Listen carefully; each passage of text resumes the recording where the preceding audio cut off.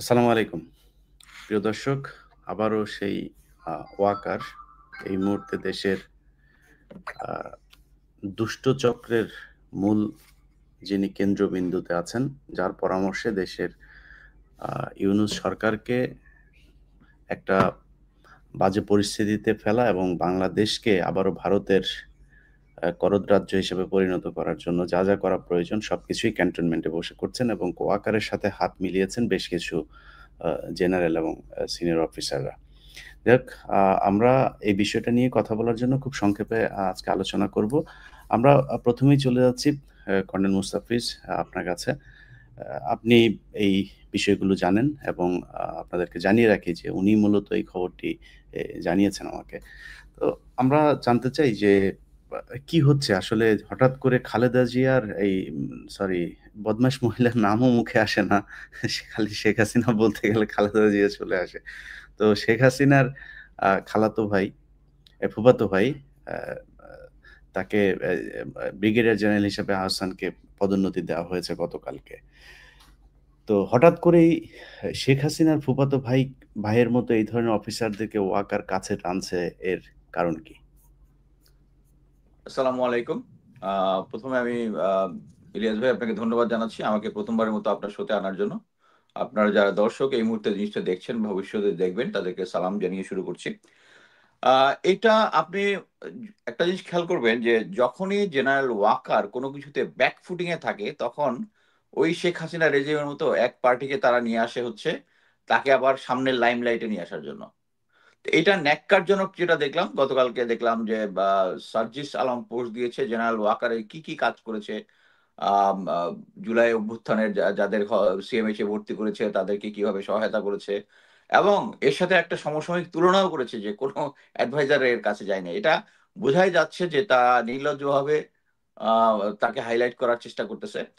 এখানে একটা জিনিস বুঝতে হবে, আমি আমার প্রতিটা শোতে আমার নিজস্ব লাইভে একটা জিনিস বারবার বলে আসছি যে বাংলাদেশে এখন যে সমস্যাগুলো চলছে, আইন শৃঙ্খলা পরিস্থিতি থেকে শুরু করে সামাজিক, রাজনৈতিক যত কিছু আছে সবকিছুর এট লিস্ট 60% অফ হয়ে যেত যদি জেনারেল ওয়াকারকে সরিয়ে দেওয়া হতো। এর কারণটা কি? এখন পর্যন্ত যত কিছু আছে সবকিছুর পিছনেই কর্নেল সরি এই জেনারেল ওয়াকার তার যে অরিজিনাল প্ল্যান, আপনি একটা জিনিস খেয়াল করে দেখেন যে আপনারা তো খুব খুশি যে আ পুলিশের আইজিপি কে জেলে ভরা হইছে। তাকে নিয়ে আ আ তাকে নিয়ে বা বা বিভিন্ন ধরনের চর্চা হচ্ছে এবং তাকে সে রাজসাক্ষী হয়েছে। অথবা দেখেন যে এই আইনশৃঙ্খলা বাহিনী অন্যান্য যারা ছিল, যেমন আমরা সেনাবাহিনী গুলি করেছে স্পষ্ট দেখেছি। কিন্তু তার সেনাপ্রধান, তাকে কি আমরা অ্যারেস্ট করেছি? নৌবাহিনীর প্রধান, বিমান বাহিনীর প্রধান হেলিকপ্টার থেকে গুলি করেছে বা আর্মি এভিয়েশন এর যারা হেলিকপ্টার থেকে গুলি করেছে, তাদের কি করেছি? তাদের কিন্তু আমরা করিনি। আ সো এইখানে আ আপনি দেখেন যে জেনারেল ওয়াকারের প্ল্যান কি? আওয়ামী লীগ আমলের যারা ছিল, আওয়ামী লীগ আমলের যারা ছিল তাদেরকে মনে করেন একটা সিচুয়েশন যদি হয়, সিচুয়েশন মানে কি আমরা যে বারবার শুনি, আপা চলে আসবে, এরা চলে আসবে। কিছুদিন পরে হাইপ উঠে জেনারেল ওয়াকার ক্ষমতা দখল করতে। তখন আওয়ামী লীগের ইয়ার মধ্যে একটা খুশির বন্যা বয়ে যায়। ইন্ডিয়ান আ ইন্ডিয়ান মিডিয়া গুলোতে হাইলাইট করা শুরু করে। এটা তো স্পষ্ট বোঝা যায় যে জেনারেল ওয়াকার কাদের প্ল্যান এ কাজ করছে। এই যে দেখেন, আ ঢাকাকে একটা ক্রাইসিস সিচুয়েশন যদি হয়, ঢাকাকে কন্ট্রোল করার জন্য কে থাকবে? 9 ডিবির জিওসি ইস ভেরি ইম্পোর্টেন্ট। কার লোক? সেই শেখ হাসিনা আমলে যে ছিল। ডিজি, বিজিবি সেই একই লোক যে যার আদেশে কর্নেল রেদওয়ান পাবলিকের দিকে গুলি করেছিল। এই যে তার যে লোকগুলো আছে এবং ঢাকার যে কমান্ডার গুলো আছে সবগুলো তার কন্ট্রোলে। ইভেন আনফরচুনেটলি যেটা আমি অনেকদিন ধরে আশা করতেছিলাম যে ডিজিএফআই, এনএসআই এই ২ টাকে সরকার, যেহেতু এটা সরকারের অধীনে, তাদের কন্ট্রোলে আনবে। কিন্তু আমরা দুর্ভাগ্যক্রমে দেখতেছি তাদেরকে অ্যাকচুয়ালি কন্ট্রোলে এখন পর্যন্ত আনতে পারে নাই। এবং এইটার ডিভাইস হিসাবে এই যে লাস্ট যে আ প্রমোশন বোর্ড যেটা হয়েছে এর মধ্যে একটা ইম্পোর্টেন্ট জিনিস হচ্ছে ব্রিগেডিয়ার কর্নেল আহসান, যে কিনা এখন বর্তমানে আছে রংপুর ক্যান্ট পাবলিকের প্রিন্সিপাল, তাকে ব্রিগেডিয়ার জেনারেল করা হয়েছে। তার আমলনামা কি? সে হচ্ছে বেসিক্যালি আ জেনারেল ওয়াকারের শ্যালক এবং জেনারেল মুস্তাফিজের ভাগিনা সম্ভবত। সো এই সূত্রে এই অফিসারকে আ আমি নিজে যখন প্যারা কমান্ডোর অধিনায়ক ছিলাম, তখন একবার হঠাৎ করে শুনতে পারলাম যে আ এসএসএফ একটা কনফারেন্স হয়েছে। কনফারেন্সের মধ্যে ডিসিশন হয়েছে যে ঢাকার ৩ টা CO CO para commando battalion, এদেরকে আওয়ামী লীগের আপনার লোক হইতে হবে, সিকিউরিটি ক্লিয়ারেন্স হতে হবে না, মানে হচ্ছে I am going to be out, যেহেতু আমি সিও প্যারা কমান্ডো ছিলাম। এই কথা শোনার এক সপ্তাহের মধ্যে আমার পোস্টিং চলে আসছে মিশনে, ইউএন মিশনে। আমি যেখানে 2টা মিশন করছি, বেশি দিন হয় নাই, আমাকে 3rd মিশনে, কারণ আমি তো কোনো ঘাপলা করি নাই তাড়াতাড়ি সরাই দেওয়ার জন্য। এখন এরকম একটা পরিস্থিতিতে আপনা লোক, এই হচ্ছে আওয়ামী লীগের আপনা লোক, এই আহসানকে ডিজিএফআই র্যাব দুটাতেই প্যারালালি বিএনপিকে সাইজ করার জন্য, প্লাস হচ্ছে 2018 এবং 24-এর নির্বাচনে সে খুব মানে প্রথমটা হচ্ছে জেনারেল আবিদিন, তারপরটা জেনারেল আকবরের আন্ডারে। আমরা সবাই জানি যে মেজর জেনারেল আবিদিনকে একটা হিউজ অ্যামাউন্ট অফ মানি দেওয়া হয়েছিল এই নির্বাচনটাকে ম্যানিপুলেট করার জন্য। এই টাকার একটা অংশ ডিস্ট্রিবিউশন করেছে হচ্ছে এই আহসান, এবং এর মাধ্যমেই পরবর্তীতে এই মেজর জেনারেল আহসান কিন্তু ওই টাকার একটা অংশ নিয়ে চলে গেছে। এই লোকের যেরকম টাকা পয়সা নিয়ে সমস্যা আছে, তার দ্বারা বিএনপি এবং অন্যান্য রাজনৈতিক দলগুলা গ্রাউন্ডে ছিল, তারা নির্যাতিত হয়েছে। শুধু তাই না, এই আমরা যে যে জানি যে বিচারপতি সিনহা, সিনহাকে যে দেশ থেকে তাড়িয়ে দেওয়া হয় এবং তাকে প্রেশার করার দেওয়ার জন্য এই আহসানের মাধ্যমে তার নিকটাত্মীয়দেরকে এনে টর্চার করে তাদেরকে ইয়া করা হয়েছে, এবং একেই দেওয়া হয়েছে হচ্ছে এখন ব্রিগেডিয়ার জেনারেল প্রমোশন দেওয়া হয়েছে। প্রথমে তারা যখন খুব ভালোভাবে, এটা কেমনে হইলো আমার কাছে যেটা মনে হয়েছে, এটা আমি কিছু খোঁজ খবর নিয়ে যেটা জানলাম, প্রথমে ও যেহেতু একটা হাইলাইটের মধ্যে ছিল, সবাই তাকে চিনে, তাকে দূরে রংপুরে পাঠাই দিছে। সো এখন সিচুয়েশন নর্মাল হয়েছে, এখন তাকে প্রমোশন দিয়ে নিয়ে আসা হয়েছে। তার এইম একটাই যে তাদেরকে ফিউচারে যদি কোনো সিচুয়েশন হয়, তাহলে তাদেরকে কাজে লাগানো হবে। আমি আরো কয়েকটা অফিসারের নাম বলি, শুধু এইটা না। একটা হচ্ছে মেজর ব্রিগেডিয়ার জেনারেল মঞ্জুর আছে, ডিজিএফআই তে ছিল, জেনারেল সাইফুলের সাথে ছিল, তারপর জেনারেল আকবরের সাথে ছিল, 46 ব্রিগেডে দায়িত্ব পালন করছে, তাকে প্রমোশন দেওয়া হয়েছে। দেন আছে হচ্ছে আহ একটা আহসানুল কবির, একটা নাম শুনেছেন, লেফটেন্যান্ট কর্নেল ছিল, বর্তমানে তাকে ব্রিগেডিয়ার জেনারেল করা হয়েছে। এই আহসান কবির অ্যাকচুয়ালি মানে মানে ভুল একটা পরিচয় দিয়ে আমার সাথে ইয়া করে আমাকে সবসময় ডিজিএফআই ইনফরমেশন দিত, পিনাকি দাদাকে দিত। পরবর্তী আমি বলে দিলাম যে এটা একটা ভুয়া জিনিস, এবং সে গিয়ে ধরাটা খাইছে কি হবে, সে ক্যারেট কলেজ ক্লাবে বলছে যে আমাকে মোটামুটি সে ক্যাপচার করে ফেলছে, আমাকে মোটামুটি ডিরিল করে ফেলছে। সো এই একজন আছে, তারপরে হচ্ছে আরেকজন আছে লেফটেন্যান্ট কর্নেল মুস্তাক, 43 ইসলাম কোর্সের, হাসিনার আমলে র্যাব এবং র্যাব 14-তে কাজ করেছে। লেফটেন্যান্ট কর্নেল ইফতেখার একজন আছে, 42 ইসলাম কোর্সে, র্যাব হেডকোয়ার্টারে কাজ করেছে। Lieutenant colonel Khandakar Mustafizur Rahman, unfortunately his a commando officer, তার ওয়াইফও ছিল ডিজিএফআই তে। এরকম আরো অনেক আছে, বিস্তারিত আমরা হয়তো বা আরো সবকিছু লিস্ট পাবো কে কোথায় ছিল। অ্যাকচুয়ালি মাত্র প্রমোশনের ইয়াটা বের হচ্ছে। এর মেইন এইম হচ্ছে, দেখেন এইটার পাশাপাশি যদি আপনি দেখেন যে এই গত 15-16 বছরে যে সমস্ত অফিসাররা নিগৃহীত হয়েছে, তাদের প্যারালেলি যারা সিভিল অ্যাডমিনিস্ট্রেশন আছে, পুলিশ আছে, আমার ফ্রেন্ড পুলিশে যে আছে, সে অলরেডি 2টা প্রমোশন পেয়ে চলে গেছে। আর আমাদের যারা এখানে আছে তাদেরকে এখন পর্যন্ত শুধু আশার বাণী শোনাচ্ছে, এবং তাদেরকে নিগৃহীত মানে কি, তাদেরকে চেষ্টা করা হচ্ছে তাদেরকে ডিজিএফআই এর মাধ্যমে ডেকে এনে তাদেরকে একটা ডিল সাইন করানোর চেষ্টা করতেছে, এই ডিলটা করলেই তোমাকে সবকিছু দিয়ে দিব। আপনি দেখেন এখন পর্যন্ত সামান্য কিছু অফিসারকে ফুল রাইট দিয়েছে। আমরা সবাই জানি লেফটেন্যান্ট কর্নেল হাসিন স্যারের মতো লোক, যিনি ডাবল বীর প্রতীক পাওয়া, তাকে কিন্তু এখনো ওই চেষ্টা করা হচ্ছে লেফটেন্যান্ট ব্রিগেডিয়ার হাসান নাসির স্যারের সাথে একটা কেওয়াস লাগানোর জন্য।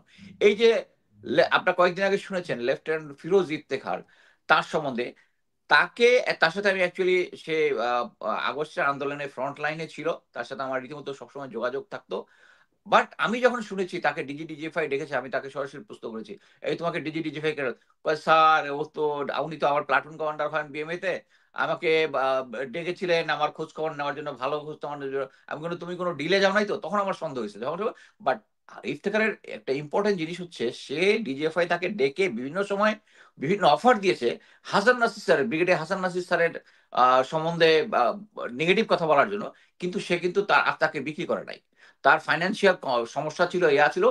একে যখন কোনোভাবেই করতে পারতেছে না, তখনই কিন্তু এই নাটক, এই যে ডাকাতির মামলাটা সাজানো হয়েছে। আপনি একটা জিনিস খেয়াল করে দেখেন, এটা কিন্তু মেইনলি করেছে হচ্ছে আর্মি সিকিউরিটি ইউনিট, তার মানে হচ্ছে কন্ট্রোল বাই ব্রিগেডিয়ার, নামটা যেন কি, সেলিম আজাদ, ব্রিগেডিয়ার সেলিম আজাদ, এবং একজন ডাইরেক্টর ব্রিগেডিয়ার সাজ্জাদ ডিজিএফআই, এই সাজ্জাদ আবার 24 লং করছে। সাজ্জাদ আমার কয়েকদিন আগে একটা লাইভের মধ্যে দেখা গেছে আমার কোর্সমেট 24 আওয়াজে, সেও আওয়ামী লীগ, বাট এটার সাথে সে জড়িত না, সে অলরেডি রিটায়ার্ড। এই দুজন মিলে তাকে এই ডাকাতির মামলাটা সাজানো হচ্ছে, টার্গেট হচ্ছে ব্রিগেডিয়ার জেনারেল হাসান নাসির। কি কারণে? কারণ ব্রিগেডিয়ার জেনারেল হাসান নাসির 5ই আগস্টে ঘটনার পরে মায়ের ডাকের যারা গুম খুনে জড়িত পুরো ফ্যামিলি গুলোকে নিয়ে উনি ডিজিএফআই এর কচুক্ষেতের সামনে গিয়ে আন্দোলন করে কিন্তু এই যারা গুম খুন ছিল তাদেরকে বের করছে। আদারওয়াইজ কিন্তু তারা সবাই বের হইতে পারতো কিনা আমার যথেষ্ট সন্দেহ সন্দেহ আছে। সো এখন মেইন এম হচ্ছে যারাই এই সরকারের পক্ষে বিপক্ষে কথা বলবে তাদেরকে হেনস্থা করা। আপনি একটা জিনিস দেখেন, আমরা সবাই প্রচার করা হয় যে যখন গণভবনে যায় বা প্রেসিডেন্ট ভবনে যায় জেনারেল ওয়াকার, তিনি নামাজের নেতৃত্ব দেন, ইমামতি করেন, উনি তাহাজ্জুদের নামাজ পড়েন, কিন্তু তার আন্ডারে যে সমস্ত ডিজিএফআই এর লোকজন আছে তারাই এই ব্রিগেডিয়ার জেনারেল হাসান নাসির এবং এর সাথে আপনি কয়েকদিন আগে ব্রিগেডিয়ার তানভীরের মিসেসকে দেখেছেন, যিনি ভারতের এগেনস্টে কথা বলেছেন 25 ফেব্রুয়ারির যে ওখানে উনি যখন ছিলেন, ওখানে ভারতে হিন্দি ভাষায় কথা বলতেছে, এটা বলার পরবর্তীতে তার পরিবারের উপরে পুরা খড়গ নেমে আসছে। এবং বর্তমানে হাসান নাসির স্যার এবং আমি এটা নিয়ে কয়েকটা লাইভ এবং পোস্ট করছি, প্রত্যেকটার মধ্যে এই ডিজিএফ এর যে সিগনেচার বট কমেন্ট যারা আছে এরা এসে এই হাসান নাসির স্যার এবং তানভীর ভাবির ছবি একসাথে করে খারাপ খারাপ কমেন্ট দিচ্ছে। আপনি এখন একটা জিনিস দেখেন যে জেনারেল ওয়াকারকে সেই তাহাজ্জুদ আর তাহাজ্জুদ পড়া, নামাজ ইমামতি করা এবং ছোটবেলা থেকেই তার কোর্সমেটরা বলতেছে তাকে 5 ওয়াক্ত নামাজ পড়া, ওই ক্যাটাগরিতে ফেললে হবে না। সে অলরেডি এভিল, অলরেডি ধাপে ধাপে ধাপে প্রথম থেকেই জেনারেল ওয়াকারের জিনিসটা আমরা বলে আসছি, কিন্তু প্রতিটা ধাপে ধাপে উনি প্রমাণ করেছেন, সেই বুকে পাথর চাপা দেওয়ার স্টোরি থেকে শুরু করে এখন পর্যন্ত সবকিছুতেই বলে আসছেন যে উনিই হচ্ছে সেই নাটের গুরু। যারাই শেখ হাসিনার বিরুদ্ধে কোনো কিছু বলতেছে বা তার বিরুদ্ধে কিছু বলতেছে এবং সে যখনই একটু বিপদে পড়তেছে তখনই এই তার কেনা মিডিয়া, তার কেনা বট এবং বর্তমানে যারা অথেন্টিক লোক লাইক সার্জিস এখন তার পক্ষে পড়ে দিচ্ছে।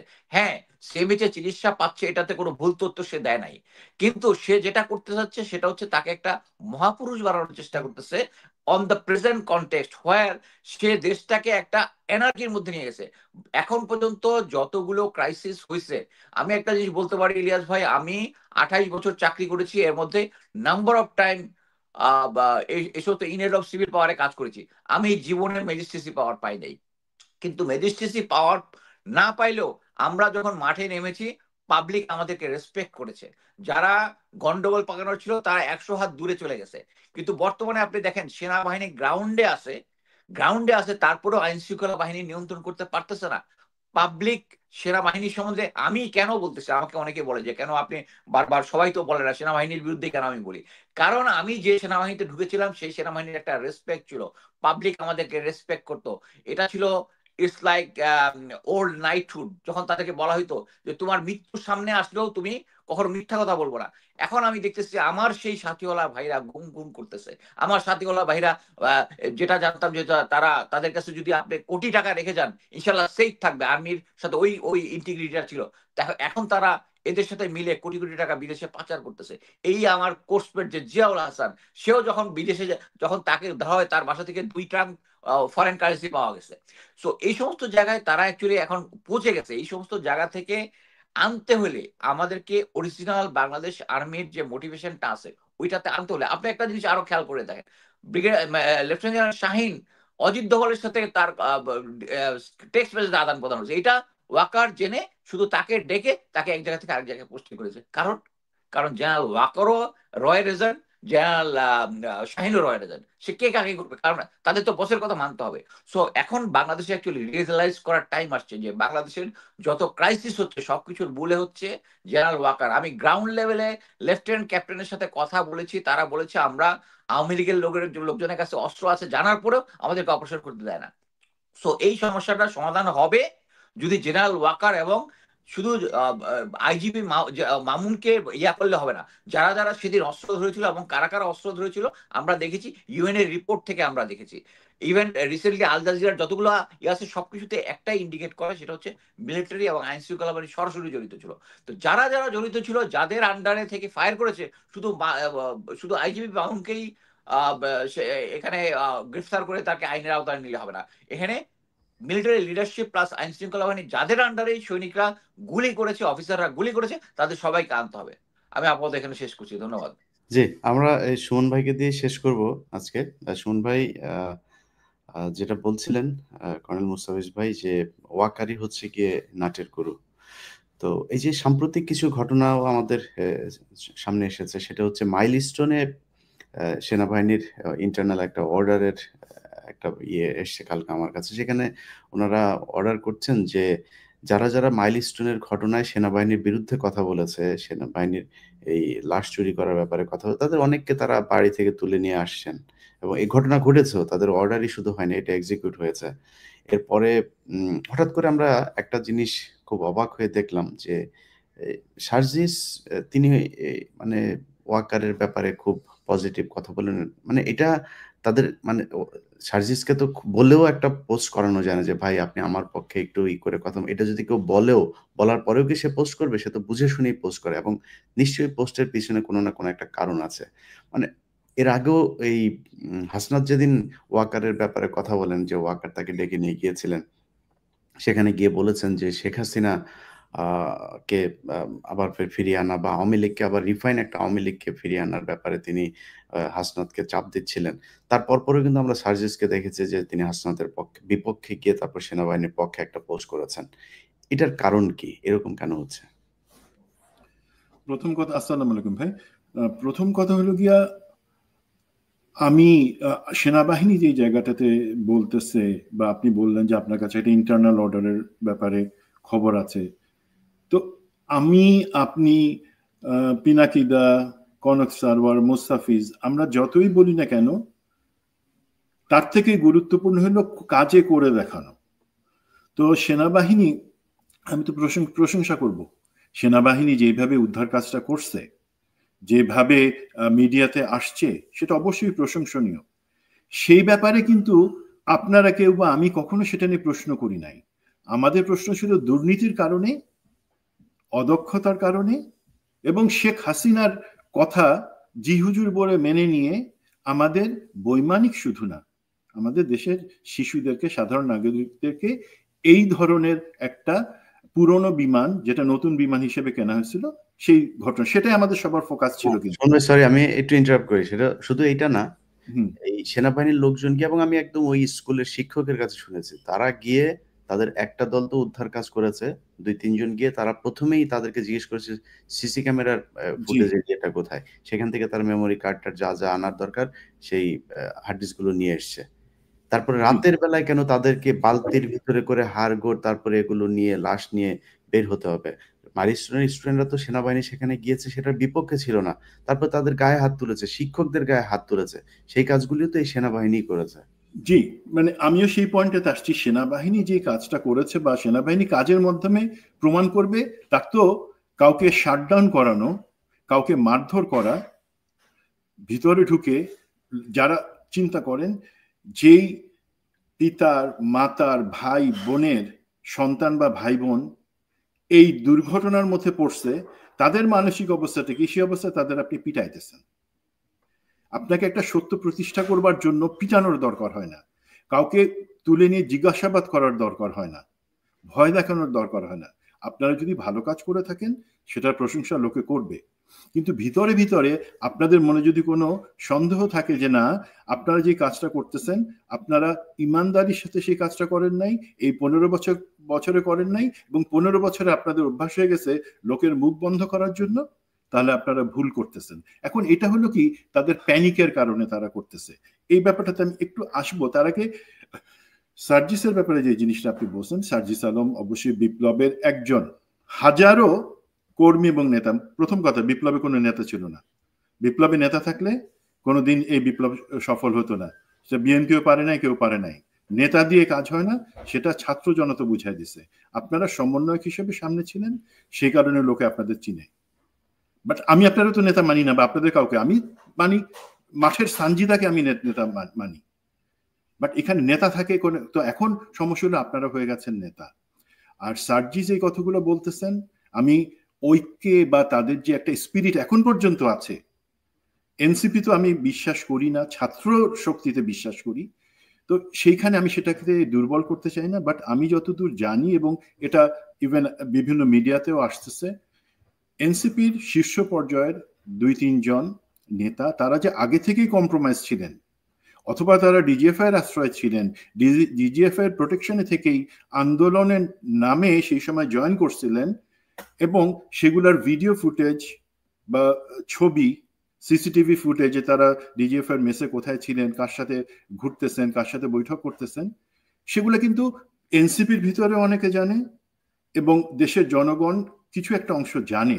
আমরা এই জিনিসগুলা এখন এক্সপোজ করতেছি না, বাট আমার মনে হয় সেইটা একটা ভয়, সেইটা একটা রশি তাদের কোমরে বেঁধে, সেই 2-3 জনের কোমরে বেঁধে রাখা হয়েছে, যে দেখো তোমাদের এই জিনিসগুলো কিন্তু পাবলিক যদি জানে যে তোমরা আসলে আন্দোলনের কোন পক্ষে ছিলা, তাহলে মুশকিল, সুতরাং বেশি বারবার বানা, আর মাঝে মাঝে আমাদেরকে একটু তেল দিবা, সেই কাজটা হয়তো করতেছে। বাট জনাব সার্জিস আলম, আপনি এখন নেতা হিসেবে প্রতিষ্ঠিত, আমি চাই না যে এই ব্যাপারে আপনার সাথে কনফ্রন্টেশনে যেতে, বাট যখন আপনাদের কোনো দুর্বলতা দেখি তখন মনে হয় যে আসলে এখানে অন্য কিছুর ভয় বা টান আপনাদের মধ্যে আছে। আপনাদের ভয় থাকবে কেন?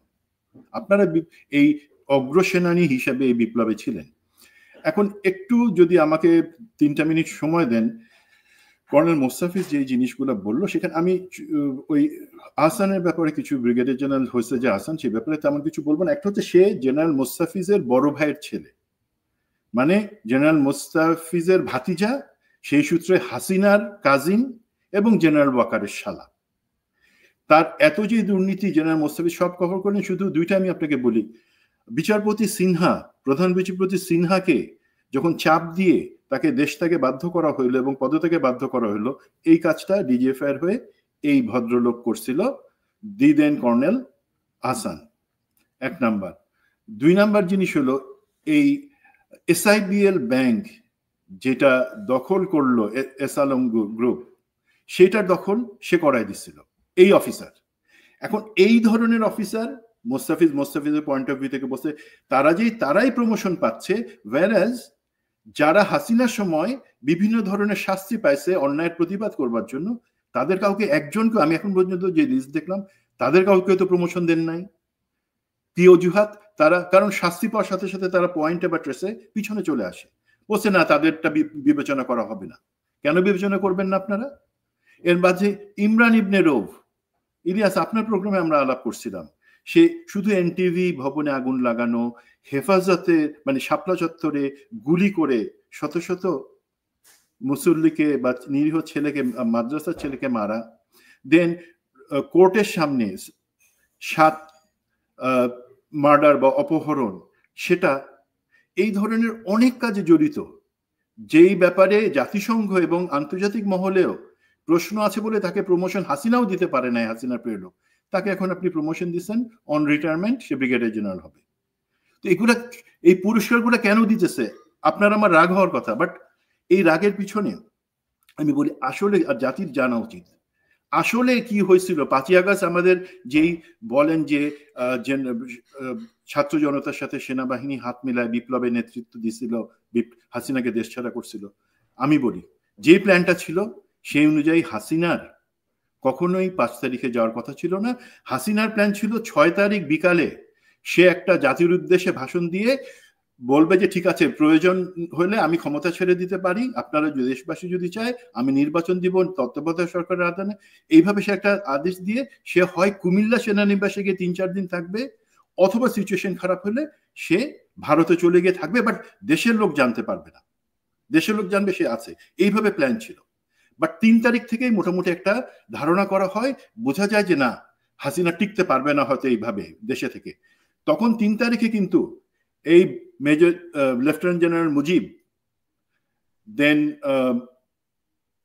আমাদের জেনারেল তারেক সিদ্দিকী, খুনি জিয়াউল আহসান, মেজর জেনারেল জুবায়ের, এরা কিন্তু মিটিং করে তারেক সিদ্দিকীর বাসায়, ভারতের যে স্টেশন কমান্ডার আছে রয়ের তার সাথে, এবং ওইখানে প্ল্যানটা চূড়ান্ত হয়। 12 জনের প্যাসেঞ্জার লিস্ট, যে সেখানে যাবে, সাথে প্যাসেঞ্জার লিস্টে যে যাইতে পারে নাই সে হইল গিয়া আমাদের দরবেশ, সে আমেরিকান এম্বাসিতে আটকা পড়ে গেছিল বলে যেতে পারে নাই। তো দেখেন 3 তারিখে যখন এটা হলো তখনও কিন্তু প্ল্যান ছিল যে 6 তারিখে যাবে, 6 তারিখের ফ্লাইট, সমস্ত প্যাসেঞ্জার লিস্ট। বাট যখন 5 তারিখে আমাদের ছাত্র জনতা চলে আসলো গণভবনের একদম কাছে, সেই মুহূর্তে কিন্তু জেনারেল ওয়াকার ছুটে গেলেন গণভবনে, উনি গেছিলেন, কিন্তু ওনাকে পিস্তল দেখানো হয়েছে, ওনাকে ভয় দেখানো হয়েছে। এগুলা ভাই গল্প বানানো হয়েছে আমাদেরকে বোঝানোর জন্য যে উনি কত বড় লাইফ রিস্ক নিয়েছিলেন। যেটা হচ্ছে উনি তাকে এই পতিতা হাসিনারে বললেন যে আমাদের যে প্ল্যান ছিল 6 তারিখে আপনি যাবেন, সেটা আগামীকালকে, সেটা তো হইতেছেন, এখন হাতে খুব কম সময়, মাত্র 15-20 মিনিট আছে, এর মধ্যে আপনারা যেতে হবে। তো খুনি হাসিনা তখন রাগ করে যে না, তোমার তো দায়িত্ব ছিল আগামীকাল পর্যন্ত ঠেকায় রাখা, যাতে আমি সেফলি একটা ভাষণ দিয়ে যেতে পারি। তখন সে যায়, বাট সে প্রমিস করে যে এই যে অ্যাডমিনিস্ট্রেশন, প্রশাসন, সেনাবাহিনী, পুলিশ, বিচার বিভাগ, কোথাও কোনো পরিবর্তন আসবে না, বিকজ হাসিনা কয়েকদিন পরে ফেরত আসবে। সেই আন্ডারস্ট্যান্ডিং এ তখন সে যায়। এখন সমস্যা হয়ে গেল কি ভাই, যাদেরকে তারপরে জেনারেল ওয়াকার বিভিন্ন সময় চাকরি থেকে 5 তারিখের পরে চাকরিচ্যুত করছেন, অথবা এই যে দেখেন মেজর জেনারেল সারওয়ার, তাকে 10 ডিভ থেকে নিয়ে টিবোর্ডে দিছে। তারপরে যারা ডিজিএফ এর যারা ভারতে পালা গেছে তাদের কথা আমি বলতেছি না। দেন মেজর জেনারেল কবির, তাকে স্কুল অফ ইনফ্যান্ট অ্যান্ড ট্যাকটিক্সে নিয়ে যাওয়া হয়েছে। মেজর জেনারেল আমিন, আনসারের ডিজি, তাকে minister of foreign affairs. Then who else, Mustafiz the other major general, যাকে মোফাতে রাখা হয়েছে, মেজর জেনারেল মাহবুবুর রশিদ, কদমবস্তি জেনারেল, তাকেও পররাষ্ট্র মন্ত্রণালয়ে রাখা হয়েছে। এরা সবাই কিন্তু চাকরিতে আছে। এই চাকরিতে থাকা, দেশে থাকা পার্টি যারা ভারতে পালায় গেছে, খালেদ মামুন, মামুন খালেদের কথা আমি পরে আসতেছি। খালেদ মামুন রিটায়ার্ড চলে গেছে অলরেডি। না, সেও তো দেশেই আছে। না, বাট উনি দেশে আছেন, মেজর জেনারেল মামুন খালেদ। এবং আমার প্রশ্ন থাকবে গুমকুম কমিশন। মামুন খালেদ না, এটা হচ্ছে 21 লং কোর্সের মামুনের কথা বলতেছে ইলিয়াস ভাই। 21 লং কোর্সের মামুন, সে অলরেডি আর্টিলারির, হ্যাঁ সে আছে। আর 5th লং কোর্সের যে লেফটেন্যান্ট জেনারেল মামুন খালেদ, উনি কিন্তু দেশে আছেন। গুমকুম কমিশন চিল্লাইতেছে যে তাকে আমরা কেন লোকদের দেওয়া হলো না। আরে ভাই, অ্যাটলিস্ট লেফটেন্যান্ট জেনারেল মামুন খালেদকে আপনারা কার্যকরী ব্যবস্থা নেন, তারপর বাকি কথা। তো যেটাতে আসতেছিলাম, এখন এই পার্টি যারা ভারতে পালায় গেছেন, 2 জন আছেন দুবাইতে, এবং যারা দেশে আছে তারা কিন্তু সার্ভিং, এখনো চাকরিরত, বাট তাদেরকে একটু কোনায় সরায় দেওয়া হয়েছে। তারা মিলে এখন তাদের চিন্তা, আমাদের তো সরায় দেওয়ার কথা ছিল না, আমাদের তো শপথে থাকার কথা ছিল। তো জেনারেল ওয়াকার আমাদের সাথে বেইমানি করছে, জেনারেল ওয়াকার আমাদেরকে সরানোর কথা না, সুতরাং জেনারেল ওয়াকার খারাপ। আর এদিক থেকে জেনারেল ওয়াকার কিন্তু তাদের বিরুদ্ধে কোনো ব্যবস্থা নিতেছে না। বিপ্লবের যারা পক্ষের, তাদেরকেও উনি ন্যায় বিচার করতেছেন না। জেনারেল ওয়াকার মাঝামাঝি জায়গায় আছেন। আর এই যে গোষ্ঠী যারা হাসিনার পালিত, এখনো বাংলাদেশে চাকরি করতেছে, সেনাবাহিনীতে বসে আছে, এবং অথবা সেনাবাহিনী বাদে অন্যান্য tea board, general Sarwar tea board আছে, তারা করতেছে কি, ঘুট পাকাইতেছে। ঘুট পাকায় জেনারেল ওয়াকারের উপর প্রেশার দিতেছে যে তুমি অনেক করছো আমাদের সাথে অন্যায়, এখন বিপ্লবের পক্ষের কেউ যাতে না আসে, অ্যাটলিস্ট 5 বছর পরে যাতে আমরা সেফ থাকি, তোমাকে আনতে হবে কাদের, সামনের দিকে প্রমোশন দিতে হবে। এই যারা হাসিনার পালিত, যারা গুম খুনের সাথে জড়িত, যারা অর্থ কেলেঙ্কারির সাথে জড়িত, ব্যাংক বেচাকেনার সাথে জড়িত, তাদেরকেই তুমি দাও। বাকি কে কি বলতেছে সেগুলা মাথায় নিও না।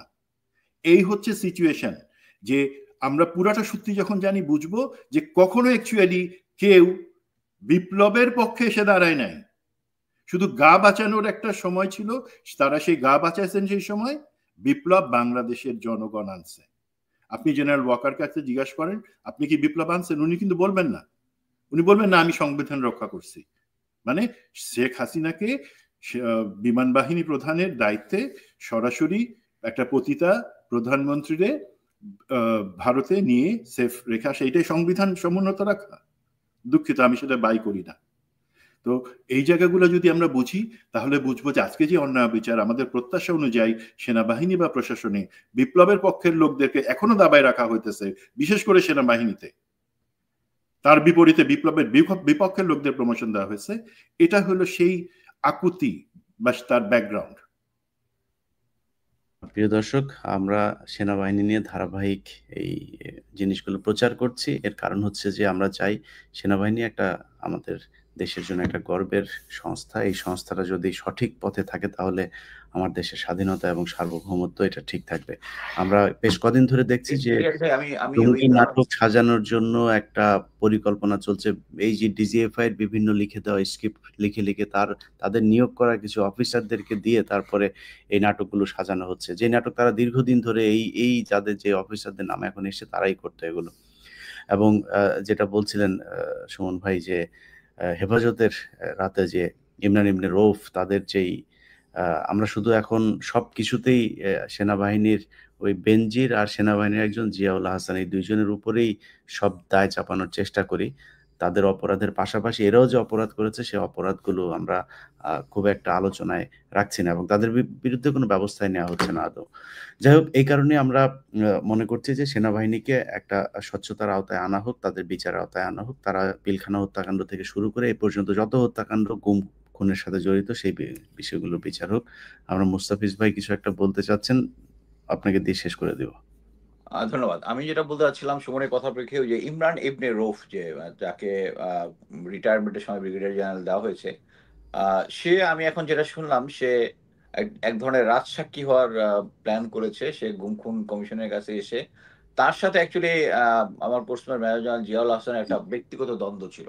এই দ্বন্দ্বের কারণেই অ্যাকচুয়ালি ওই আওয়ামী লীগের সময় সে প্রমোশন পেতে পারেনি। সো এখন সে একটা রাজসাক্ষী হওয়ার চেষ্টা করতেছে, বাট আই গ্যারান্টি ইউ ওই যে হেফাজতে ইসলামের সময় যে হত্যাকাণ্ডটা সে করেছে প্লাস অন্যান্য করেছে, সে ফার্স্ট টাইম আমার কাছে 1-to-1 কথা বলেছে সে এই কাজগুলো সে করেছে এবং তার সাথে যে ভারতীয় কানেকশন আছে এটা আমার সাথে নির্দ্বিধায় স্বীকার করেছে। এবং এরকম একটা অফিসারকে শুধু রাজসাক্ষী হলে ছেড়ে দেওয়াটা আমার মধ্যে যুক্তিতে হবে না। Same with lieutenant general Mamun Khaled, উনি নিজে প্রথমে গুম খুন কমিশনের কাছে গিয়ে একটা রাজসাক্ষী হওয়ার একটা ধান্দা করেছেন, বাট উনি হচ্ছে অরিজিনাল আওয়ামী লীগ। সে is a very smart man. সে গুম খুন কমিশন 3 মাস পরে বুঝতে পেরেছে যে actually he is not giving any information, সে শুধু ঘুরাচ্ছে এবং বেসিক্যালি কিছুই দেয় নাই। পরবর্তীতে আমরা দেখেছি যে পরবর্তীতে তার যে ভ্রমণ নিষেধাজ্ঞাটা আসছে অনেকদিন পরে।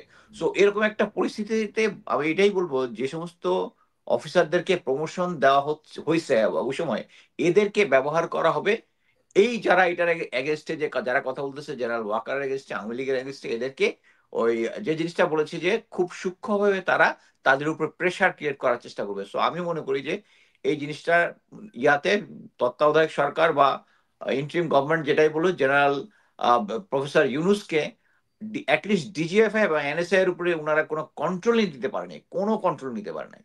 এটা অ্যাকচুয়ালি আমি বলবো ব্যর্থতা, এই সরকারের একটা ব্যর্থতা।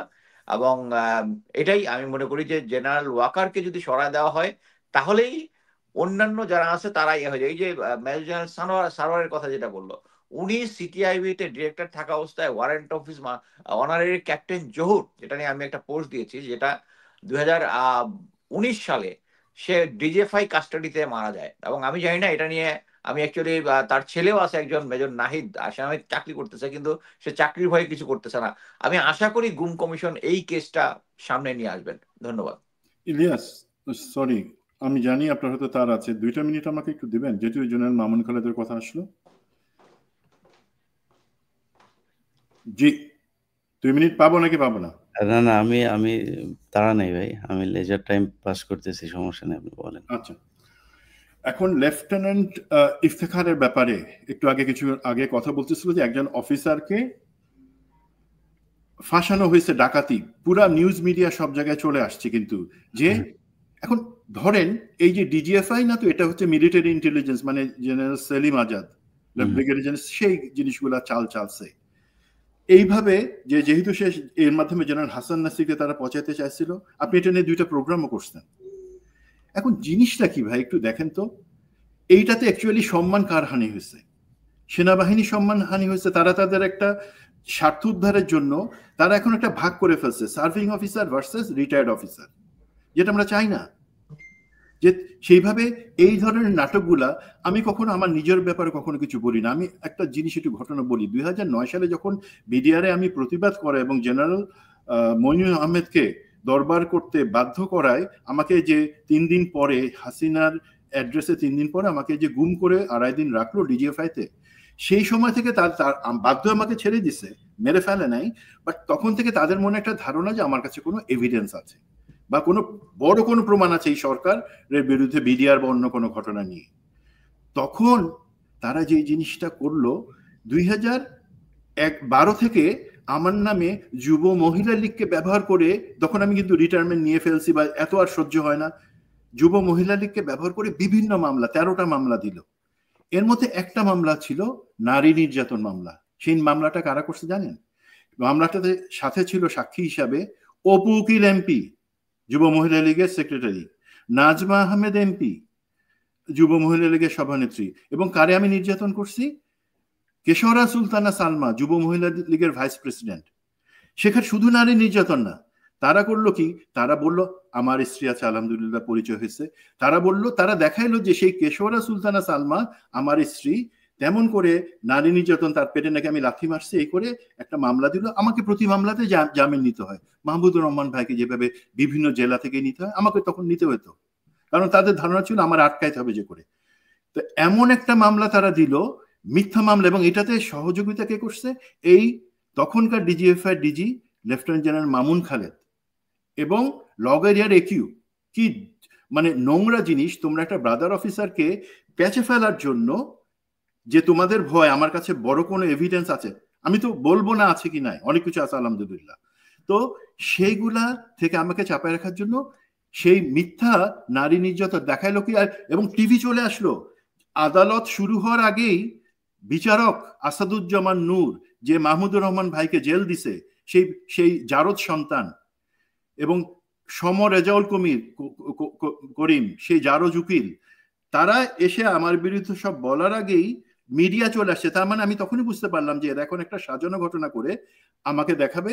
এবং টিভির স্ক্রলে কি চলে আসলো, যে স্ত্রীর দায়ের করা নারী নির্যাতন মামলায় মেজর সুমন গ্রেফতার। দেখেন, আমার স্ত্রী কিন্তু বাসায় নিম্মি, আর তার একজনকে ওই কেশরা সুলতানা সালমা, যুব মহিলা লীগের সহ সভানেত্রী, তার স্ত্রী বানাই। কেউ কোনো কিছু শুনলো না, আমাকে জেলে পাঠিয়ে দিল। আমি কিন্তু ভাই 24 ঘন্টা জেলে ছিলাম এই কারণে। তারপরে যখন আমার স্ত্রী আলহামদুলিল্লাহ, তার সাহস আছে, সে সবার সাথে ফাইট করে বলল, যে সেই বলল তাহলে আমি সমস্ত প্রমাণ ছেড়ে দিব বাইরে, আলহামদুলিল্লাহ তখন তারা আমাকে 24 ঘন্টার আগে ছেড়ে দিতে বাধ্য হয়। বাট আমাকে তো জেলে নিছে, আমার নামে পত্রিকা অপপ্রচার চালাইছে, আমার নামে টিভিতে বলছে, একই ঘটনা, তখনকার ডিজিএফআই, সেই তুলনায় আজকের ডিজিএফআই তো ধোয়া তুলসী পাতা। বাট তার জায়গায় এখন মিলিটারি ইন্টেলিজেন্স এবং অন্যরা মিলে এই ধরনের নোংরামি করতেছে, যে লোকজনকে চরিত্রহীন দেখাই, তাদেরকে ফাঁসাই, জেলের ভিতরে নেওয়া, যাতে তাদেরকে আলাদা করে নিতে পারে, যাতে তাদের দাঁড়াবা শক্তি, গলা উঁচু করে সত্যি কথাটা বলার শক্তি না থাকে। আমি অনুরোধ করব জেনারেল ওয়াকারকে এবং তার সাথে যেই চ্যাংরা ছেলেপেলেরা আছে, স্টপ দিস। আমাদের কাছে, আমি আজকে ইলিয়াস ভাই আপনাকে বললাম, আমার কাছে আলহামদুলিল্লাহ অনেক কিছু প্রমাণ আছে, যেগুলো সময় মতন আমরা বের করব। ধন্যবাদ। প্রিয় দর্শক, সবাই ভালো থাকবেন। আপনাদের সবশেষ একটা বিষয় বলে নিতে চাই, সেটা হচ্ছে যে আমি 2 দিন আগে বাংলাদেশে আলেমদের দেখলাম বাইতুল মোকাররমের পাশে তারা দাঁড়িয়ে অনেক কথাবার্তা বলেছেন। আপনাদেরকে বলবো যে যদি আসলেই বাংলাদেশের এই জঙ্গি নাটকের হাত থেকে এই দেশের আলেমদেরকে বাঁচাইতে চান, তাহলে ওয়াকারের বিরুদ্ধে আপনাদের যেই কণ্ঠ, সেরকম শক্তিটাও রাজপথে প্রদর্শন করুন। আদারওয়াইজ এই দেশের ভাগ্যের সামনে অনেক ভয়ঙ্কর জিনিস অপেক্ষা করছে। আল্লাহ হাফেজ।